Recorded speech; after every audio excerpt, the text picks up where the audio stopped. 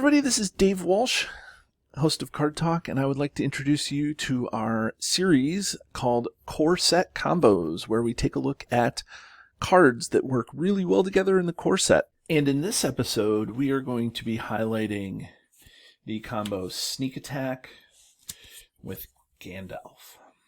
So Sneak Attack is a one-cost leadership event. That's an action that says put one ally card into play from your hand. At the end of the phase, if that ally is still in play, return that ally to your hand. And Gandalf is an ally that is neutral, 5 cost, with 4 willpower, 4 attack, 4 defense, and 4 hit points. A lot of 4s there. And he says at the end of the round, discard Gandalf from play, and has a response after Gandalf enters play. Choose one, either draw 3 cards, deal 4 damage to an enemy, or reduce your threat by 5. And so this is a great combination, because when you play Sneak Attack, you are allowed to bring Gandalf in for one phase. Remember, there are 7 phases of the game, and so you're allowed to bring Gandalf in for one phase, and then at the end of that phase, Gandalf goes back into your hand instead of getting discarded to your discard pile. And so it's a great way to recycle Gandalf and use him over and over and over again. And you can use Sneak Attack during any phase that you wish. But the most common phases are during the questing phase. There's an action window at the very beginning of the quest phase, and then there's a time at the beginning of the combat phase that you can bring Gandalf in as well. So a lot of times I will save one leadership resource if I have both Sneak Attack and Gandalf in my hand. Now, Gandalf, it's very interesting because Gandalf has these 3 enter play effects, and they can be used even if you're going to use Sneak Attack. So that's the first thing, is that when you put him into play, that means you're just literally going to play Sneak Attack and then Gandalf afterwards. And so a lot of new players, from my experience, will play Gandalf to do 4 damage because there's some enemies that you want to get rid of in the staging area, and it helps clear the staging area.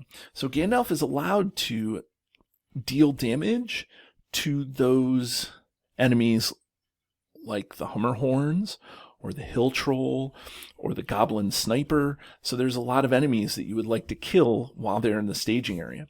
And so this Gandalf alone, one time, will not kill the Hill Troll, doing the 4 damage to the Hill Troll will help what I call soften him up. And so that when you do have to engage him, or when you are trying to kill the Hill Troll, you'll be able to do it more easily with 4 damage.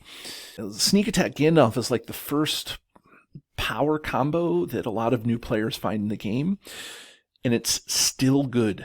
It's still really good, even as a player who owns everything, all the classic stuff, all the cycles, all the nightmare. Sneak Attack Gandalf is still a combo that we still use. But I will say, as somebody who has played the game for several years now, don't ignore the other effects on Gandalf. To be able to draw 3 cards is very powerful, especially in the core set. There's not a lot of card draw.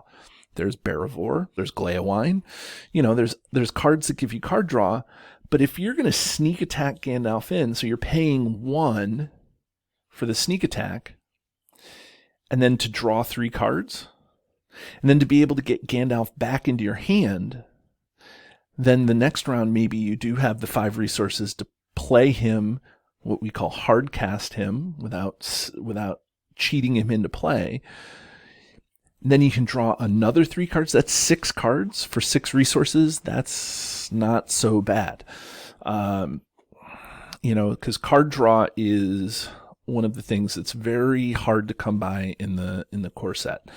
So Sneak Attack Gandalf to draw 3 cards is legitimate. And then obviously then to lower your threat by 5 can also be a huge benefit to you.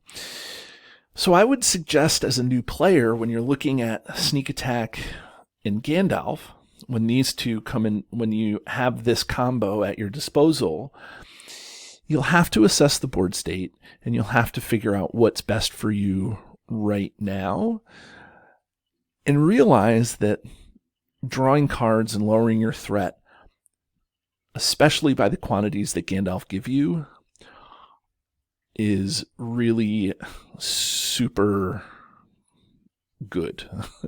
So don't ignore those other effects to just do the damage to the enemies. So this combo is one of the most powerful combos in the game. Early on, some people will put leadership heroes in their deck just to get Sneak Attack and Gandalf. And for one resource, when you're deck building, you could have, instead of 3 leadership heroes, you could just have 1 leadership hero and you can afford to play Sneak Attack. And since Gandalf is neutral, you can use resources from any sphere to play Gandalf. And then you can the next turn. So it's also about what you can do the next turn, and you may be able to play Gandalf twice in a row. And that's super game changing in a lot of cases. Just thinking about Journey Along the Anduin and battling the Hill Troll, being able to do 4 damage to the Hill Troll during one turn, and then if you play Gandalf again the turn afterwards, then you can do another 4 damage, and then there's just a lot of great things that you can do. So that's our first core combo, the core combo of Sneak Attack Gandalf, where you would play Sneak Attack first, and then you would play Gandalf for the phase. Gandalf would then, at the end of the phase, come back into your hand to be able to be played later on in the game. Sneak Attack would, of course, get discarded then. Okay, thank you, everybody, and join us again for another core set combo.